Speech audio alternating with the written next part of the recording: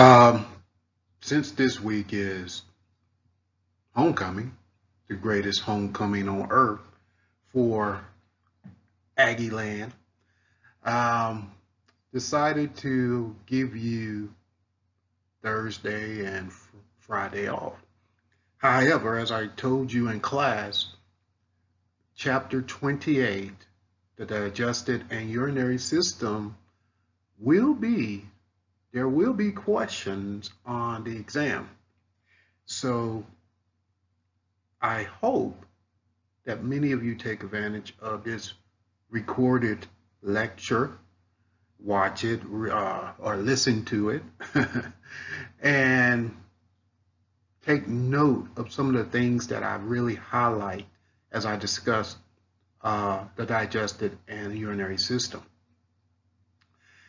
So, what are the digestive and urinary systems for? Why do we have those two systems? Well, the digestive system breaks down the nutrients in food and eliminates the solid waste as feces. The urinary system eliminates water-soluble waste and determines the volume and composition of body fluids.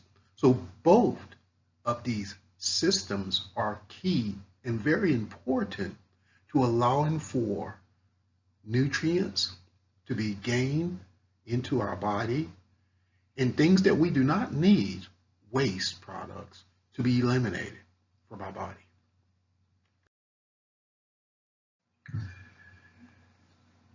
We talk a lot about homeostasis, and the digestive system maintains homeostasis of nutrients. It's early. I'm still having trouble waking up. I need another cup of coffee. So, and what this statement simply means is that when we eat, nutrients in our food are broken down. And once these nutrients are broken down, they are going to be delivered to the blood. The circulatory system delivers these nutrients to the cells throughout their entire body. So once again, here's the theme. It's been the theme the entire semester. Our cells are working, keeping us alive in order for us to have the life that we know of. Our cells need nutrients, water, and of course, oxygen, as we just learned by studying the circulatory and respiratory system. So the digestive system has a way of maintaining homeostasis. The urinary system can do the same, but it's going to maintain homeostasis of body fluids. Our kidneys produce urine. And so the reason why our kidneys are producing urine is because it needs to excrete a particular waste product, nitrogenous waste. This nitrogenous waste is mostly urea, and the kidneys produce this to excrete this waste, and the kidneys regulate water and electrolyte levels. So the kidneys have a very special job as well. It needs to maintain homeostasis of body fluids.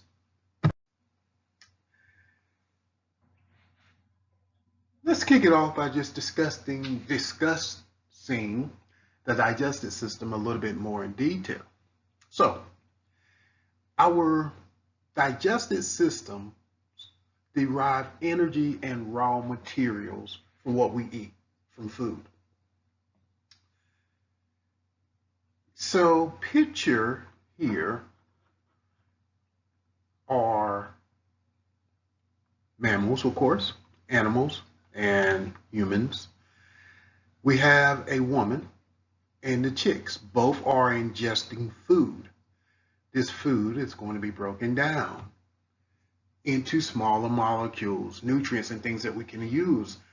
We're going to absorb, in the case of the human and the animal, the small molecules, and of course, eliminate the waste. These individuals are considered to be heterotrophs. Heterotrophs consume food to obtain carbon and energy.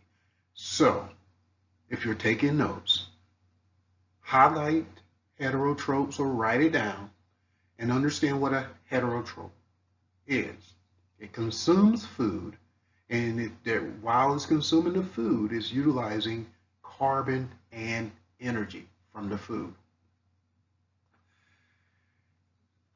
The young lady is eating a mango. The mango is an autotroph. Autotroph use light energy to produce organic molecules. So there's a theme here, right? So the autotrophs are going to use light energy, like plants are using light energy to produce organic molecules.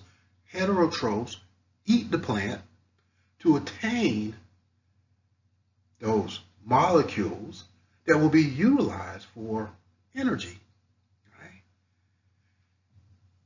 A heterotroph and an autotroph. Food is the source of nutrients, right?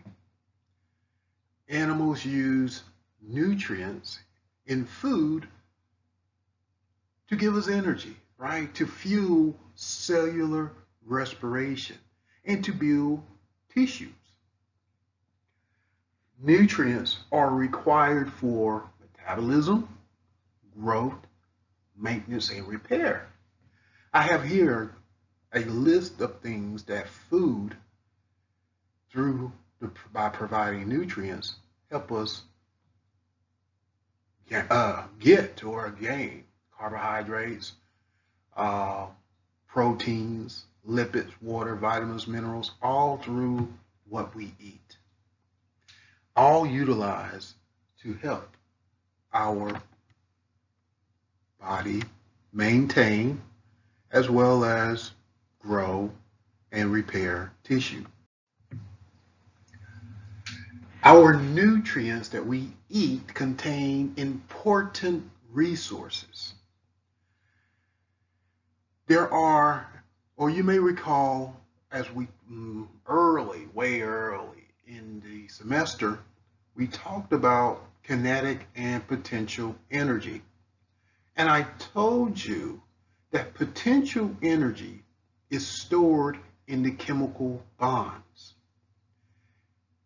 Potential energy is also stored in the chemical bonds of food molecules, such as carbohydrates, proteins, and lipids. These food molecules, these chemical bonds that are storing this potential energy is then used in respiration to generate ATP. Let's talk a minute or a second about chemical building blocks. A chemical building block is used to build the animal's body, right?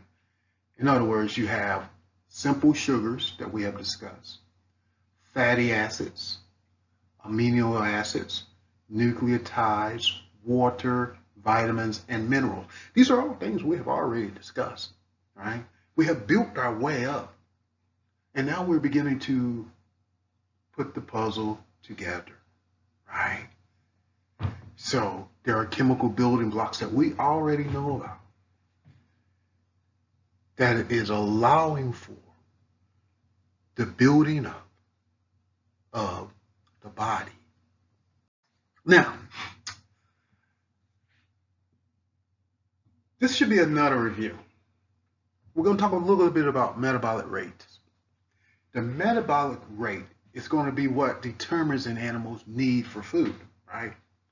And so when we talked about metabolic rates, I want you to recall two terms, right? Endothermic and ectothermic. As you may recall, the birds and the mammals shown here are your endothermic animals. And as you may recall, these animals need to consume more, the difference between an endothermic. Let's start there. An ectothermic, remember, endothermic can regulate their metabolism internally, meaning they can maintain their constant body temperature through their homeostasis, their metabolic rate. Ectothermic needs the environment to maintain a constant body temperature. So endothermic, these animals and mammals need to consume more food than ectothermic animals to maintain a constant body temperature. Right? Now that sort of got a little butchered up. Endothermic, ectothermic. Endothermic can utilize their metabolic or the metabolism, internal metabolism, to maintain a constant body temperature. Ectothermic utilizes the environment, such as the snake utilizes the sun to warm it up on a very cool day. Okay. The take home is that endothermic animals need to eat more than ectothermic animals to maintain this constant body temperature. That's the take home. So there are different diets that are going to be what we consider essential to good health. And the best way to acquire all nutrients is to utilize a diet that incorporates different things. I show here micronutrients. Micronutrients is just a term that says that there's a requirement in large amounts. Micro means large. Large amounts of water, carbohydrates, proteins, and lipids. Right? Micronutrients. Micronutrients, small amounts are required, like vitamins and minerals. So we need lots and lots of water, lots of carbohydrates, lots of proteins, lots of lipids. These are our macronutrients. Our micronutrients are vitamins and minerals required in small amounts. Most animals have a specialized digestive tract, right? We didn't talk much about herbivores, carnivores, and different types of animals, but herbivores eat only plants, right? As we see the panda enjoying a nice leaf diet. Carnivores are meat eaters. I'm a meat eater. I'm a carnivore. I love meat. All sorts. Chicken's my favorite. So I'm a carnivore. Then we have the detrivores or detritivores. These guys are going to eat decomposing organic matter. That's their diet. Interesting, but that's what they do. These decomposing organic matter. So you have your herbivores eating only plants, your carnivores eating only animals, and your detrivores eating the decomposing organic matter. Then you have your omnivores. These guys are going to eat a broad variety of food. In other words, they don't care, right? They don't discriminate. They're going to eat a broad variety of food. In reality, we are omnivores because we eat both plants, we eat meat. We don't eat decomposing organic matter. But we are eating a broad variety of food. We eat fish, steak, salads. So we're omnivores, right? So all animals, right, have the same four-step process of obtaining and using food. We all have the same steps. This is considered what they call how we get our nutrients, all in the same four-step. Let's slowly walk through these steps. Hopefully it's very simple and elementary, but let's talk about it for a second. First, you have ingestion. And so ingestion is where we eat food, right? Food enters the digestive tract. It's going to enter through the mouth, right? As we eat, in this example, an apple, we're ingesting the apple. And we eat when we feel hungry, right? We eat. We're hungry. We go and grab us a snack. And, I like to snack on graham crackers. So I feel a little hungry before I will work out or something like that. I go grab me a couple of graham crackers and I begin to ingest or eat. After I eat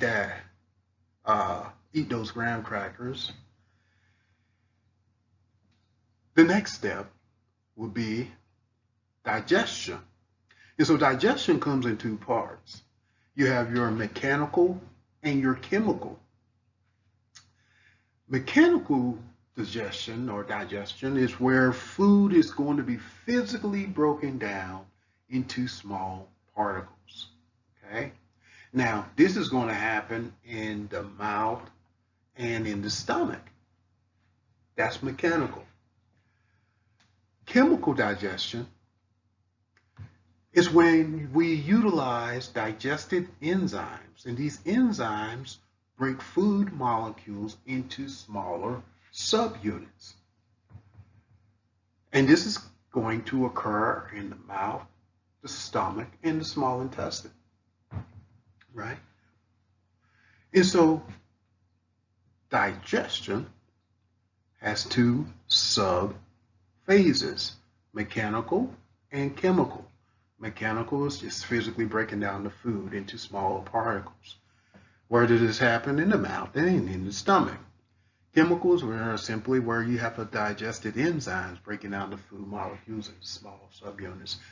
The mouth, by the salivary glands, can do this. The stomach, of course, with all the enzymes in the small intestines. And then you have absorption.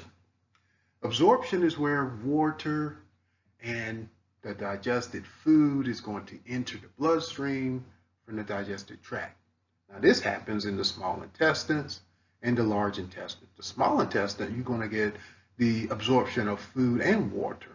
But the large intestine, you're only going to get the absorption of water. Right? So nutrients are going to move into the bloodstream because of absorption. All right, and so let's back up for a moment. These nutrients are going to be entering into what we can call the cell linings of the large and small intestines. All right, so once they get into the cell linings of the large and small intestines, then they're going to move into the blood. And this is going to allow for the transportation throughout the rest of the body. So the absorption part is the key part, right? Well, one may argue, well, we need to eat it to get it absorbed. Absolutely. So all four are key. Ingestion, digestion, which includes mechanical and chemical, and absorption, right? And so what's the fourth process? Elimination. Elimination, the elimination of feces, right? This solid waste. And it leaves the digestive tract. So that gets eliminated from the body. It's a mixture of bacteria and things that we just can't digest that will never enter the body cells. All right. So now we know the four steps of acquiring nutrients: ingestion, digestion, which includes both mechanical and chemical, and then we have absorption, and then we have excretion. All right, those are the four things that you guys really need to just understand. Those are four easy steps. So let's talk about different ways of digesting things. Intracellular digestion is completely inside cells. Intracellular, completely inside cells. So if you see the term intracellular, it just means when we're in reference or referring to digestion, intracellular digestion is completely inside cells. Sponges are the only animals that lack a specialized body cavity for digesting food. Only sponges. These sponges have these collar cells that lines the wall of a sponge. These collar cells, shown here or indicated by the red arrow, right? They're lining the walls of a sponge, and their job is to take in nutrients and include the food into a food vacuole. Okay, so the collar cells, so they're just taking in their food. A food vacuole, indicated by this red line, fuses with the organelle lysosome and utilizes digested enzymes to break down the food molecules. Okay. So the sponges are the only animals that don't have that body cavity that is specialized for digesting food. Only sponges. Everything is done intracellularly. Extracellular digestion is completed outside cells in a digestive tract. Now, most animals, right, have an extracellular digestion or digestive tract. Digestion is going to occur in a specialized compartment. Shown here is the hydra, gastrovascular cavity. Right? The digestive tract contains enzymes that break down the food. And in here, there's enzymes that's breaking down the food.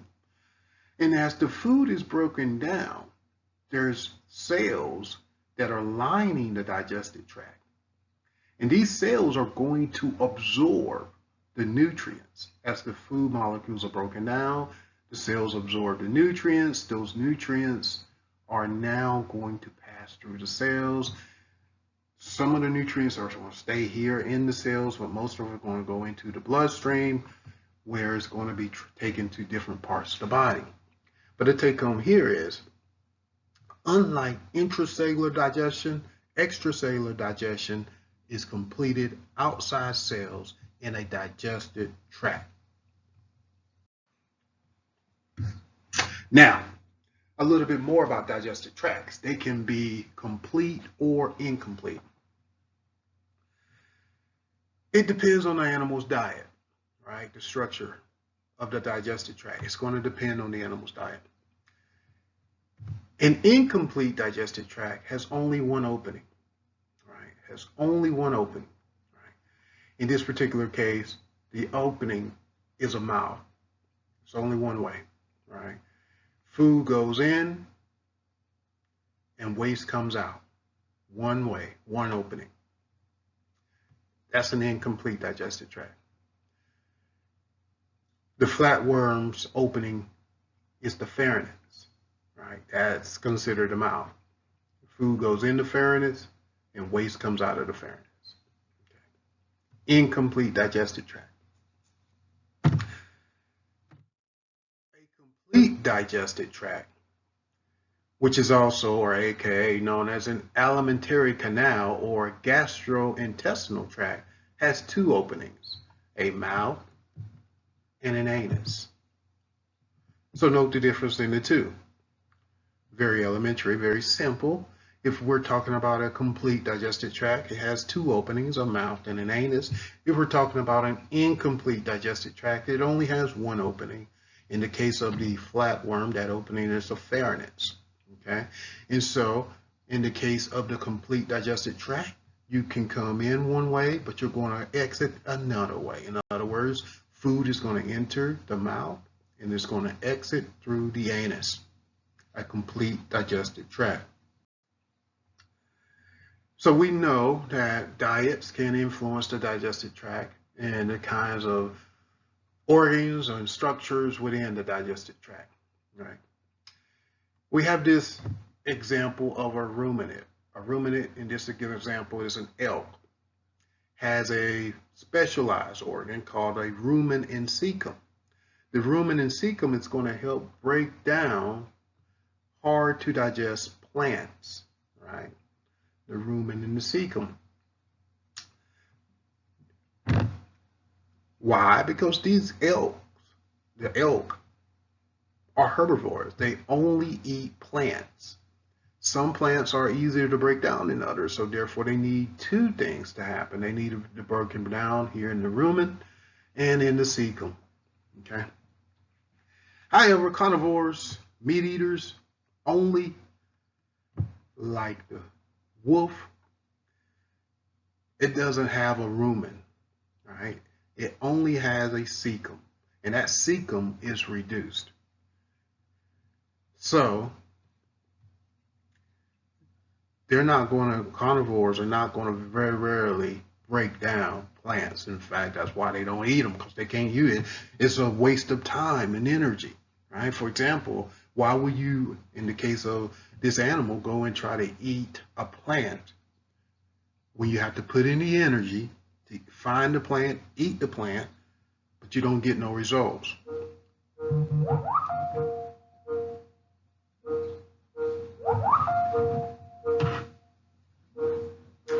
I'm getting a phone call.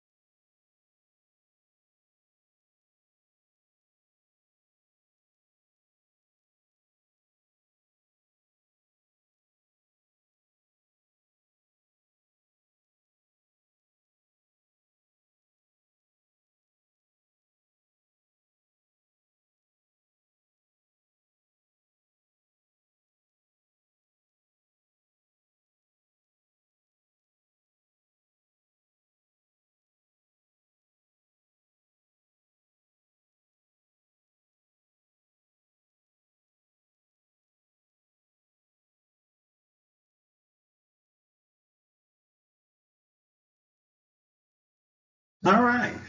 So we'll get the first clicker question, right? Which of the following is least related to the human digestive system? Think about it for a moment. Don't skip ahead. Don't cheat. Just think about it for a moment.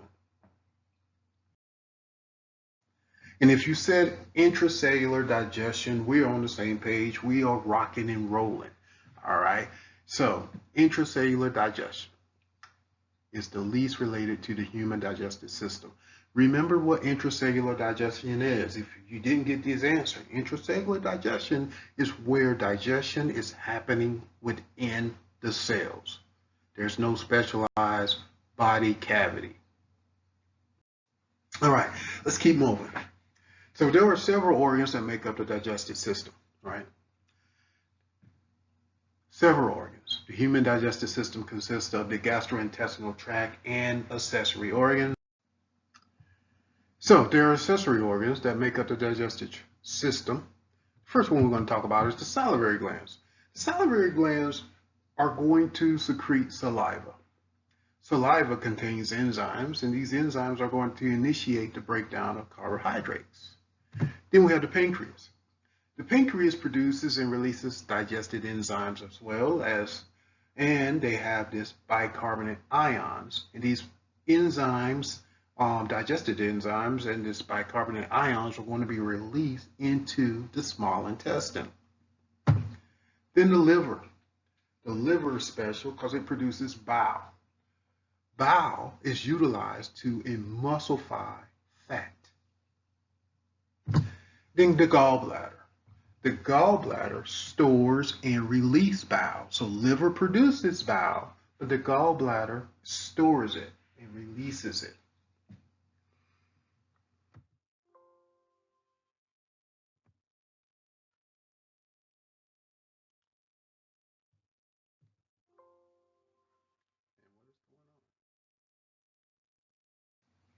So the gastrointestinal organs make up the digestive system. Food is going to pass through the mouth, right? Food is going to be broken down, mechanically breaking down, as we discussed earlier. It begins with chemical digestion of the carbohydrates and things of that sort. So food is broken down. It's going to pass through the mouth, through the pharynx.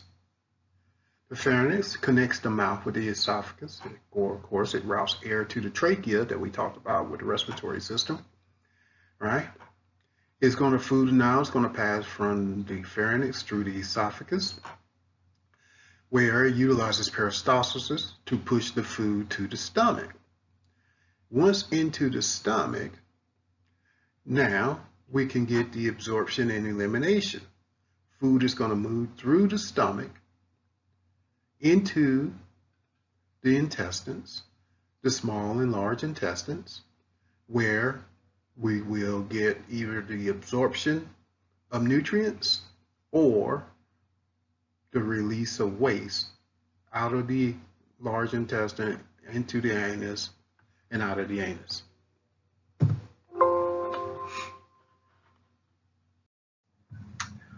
So when we talk about the digestive tract, we're talking about, in reference to muscle, we're talking about smooth muscle and skeletal muscle. But when we're talking about a particular area of smooth muscle, such as the esophagus, the smooth muscle,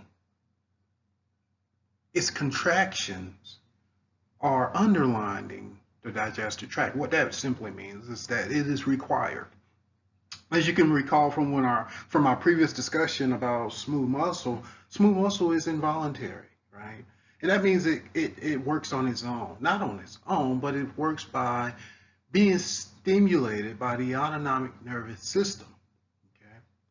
And so what happens as food processes through, or passes through is a better word, passes through the esophagus, it is literally you can see, because it sort of look like waves, if you will, waves through, right? And what I mean by that is these rhythmic waves of this smooth muscle contract, squeeze in, squeeze out, squeeze in, squeeze out. Sort of if you can picture a tube and you're trying to get a ball through from one end of the tube to the next, you'll squeeze the front of the ball, the front of the tube, and the ball moves, and you keep squeezing it from the tube. As you squeeze the tube, the ball moves forward. If I was in class, I'd be able to show you better. But that's sort of what it is, what's happening, right? As the smooth muscle contracts, it moves the food in one direction through the digestive tract. Now, this smooth muscle contraction is called peristalsis. Peristalsis or peristaltic wave, right? This wave pushes the food down the esophagus.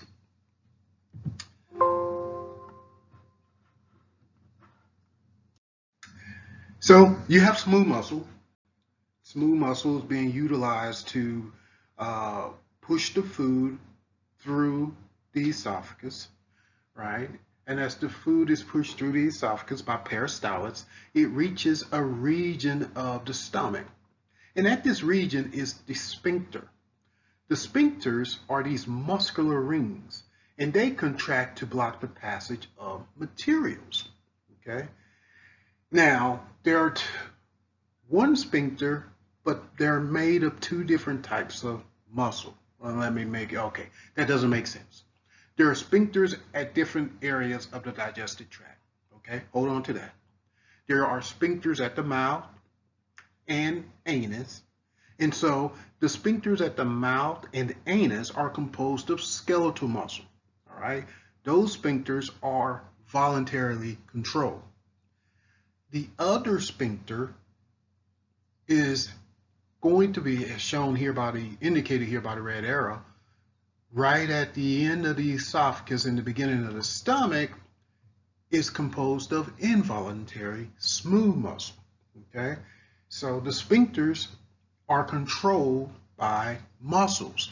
Depending on where the muscles are located, we give you the indication of what type of muscle is controlling, whether it be skeletal muscle for the mouth and the anus, or smooth muscle for the sphincter at the end of the esophagus.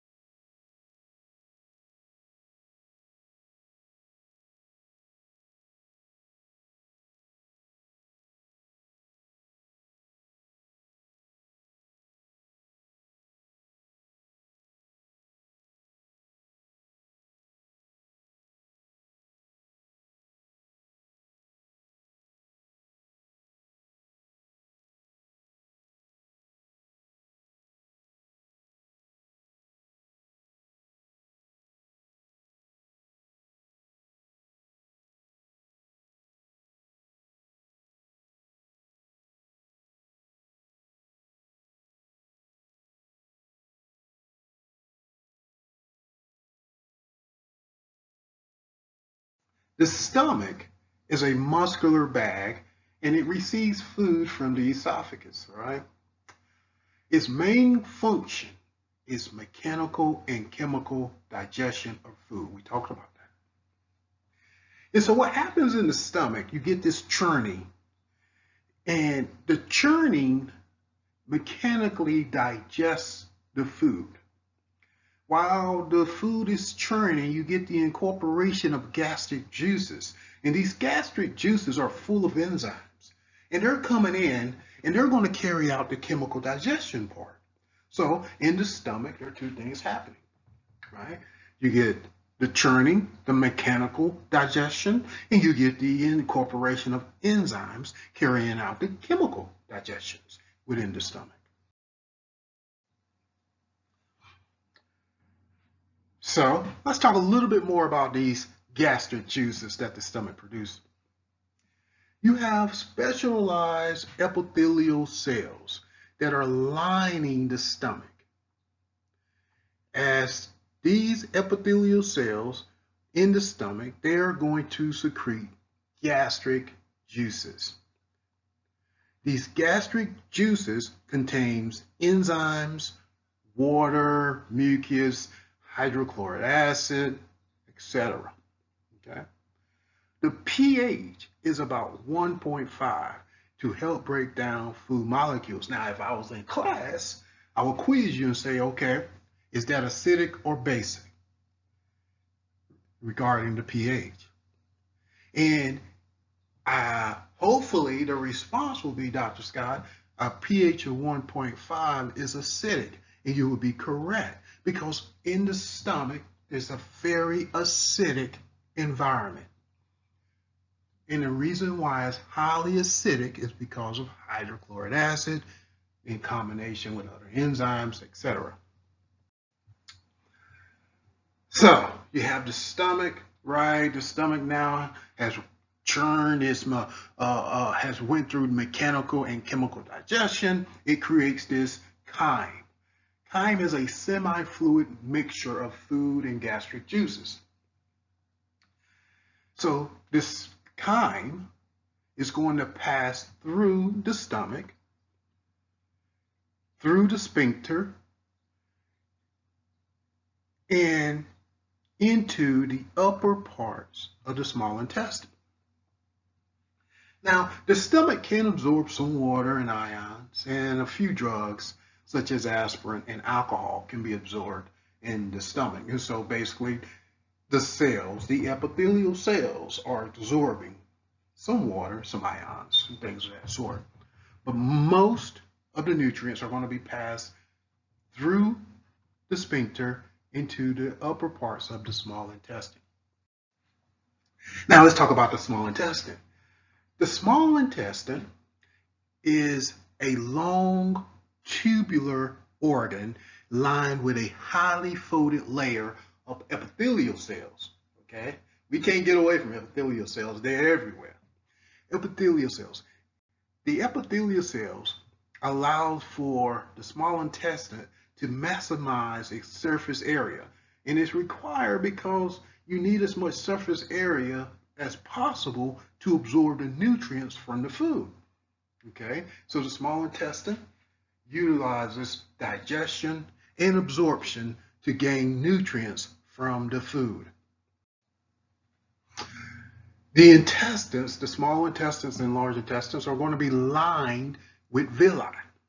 Okay, intestinal villi are going to be considered these finger-like projections that maximize absorption by greatly increasing the surface area of intestinal epithelial cells.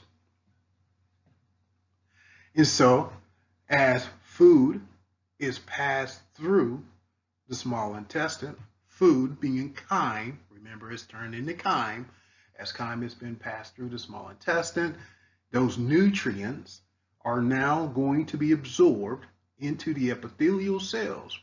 As the nutrients are absorbed into the epithelial cells, right? Remember, there are capillaries on the other side. These blood capillaries are waiting. They're like the train. They're waiting to absorb those carbohydrates and proteins, right? And so they're basically going to take those nutrients, those carbohydrates and proteins and things of that sort that is required for energy, and they're going to take them to the remaining of the body, the other cells of the body.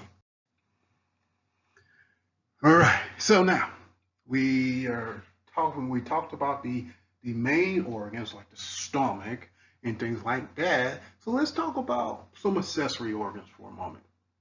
Let's begin by talking about the pancreas. The pancreas sends pancreatic juices to the intestines. Okay? These pancreatic juices are going to contain enzymes such as trypsin and chymotrypsin. And trypsin and chymotrypsin is responsible for breaking down polypeptides. I'm going to pause for a moment because I want you to highlight that or write that down. This is important. All right? Pancreas makes pancreatic juices. These pancreatic juices contain trypsin and chymotrypsin. Trypsin and chymotrypsin break down polypeptides. Polypeptides, remember, these are amino acids. These are large amino acid molecules, or polypeptides, makes up proteins. Trypsin and chymotrypsin breaks down polypeptides. It's important. Note that. Okay. Not only does the pancreatic juices contain trypsin and chymotrypsin, it also contains amylase. Amylase digests starch. Okay? So now you got trypsin and chymotrypsin breaking down polypeptides, and you got amylase breaking down starch. Hopefully you're starting to sense a theme here. And then you have lipase. Lipase break down fats. Okay? So you got a variety of enzymes doing different things to absorb nutrients, amino acids, starch or sugar monomers, and fats are being broken down, all within the small intestine. These enzymes what you need to know, are secreted by the pancreas. The pancreas sends these pancreatic juices full of these enzymes to the intestine. Okay? That's what you need to know. Alkaline sodium bicarbonate is utilized to neutralize the acid from the stomach, because remember, that chyme is full of hydrochloric acid. So you need a neutralizer before it gets to the small intestine, to the main parts of the small intestine. And sodium bicarbonate neutralizes the acid from the stomach, neutralizes that hydrochloric acid. All right, now another accessory organ is the liver.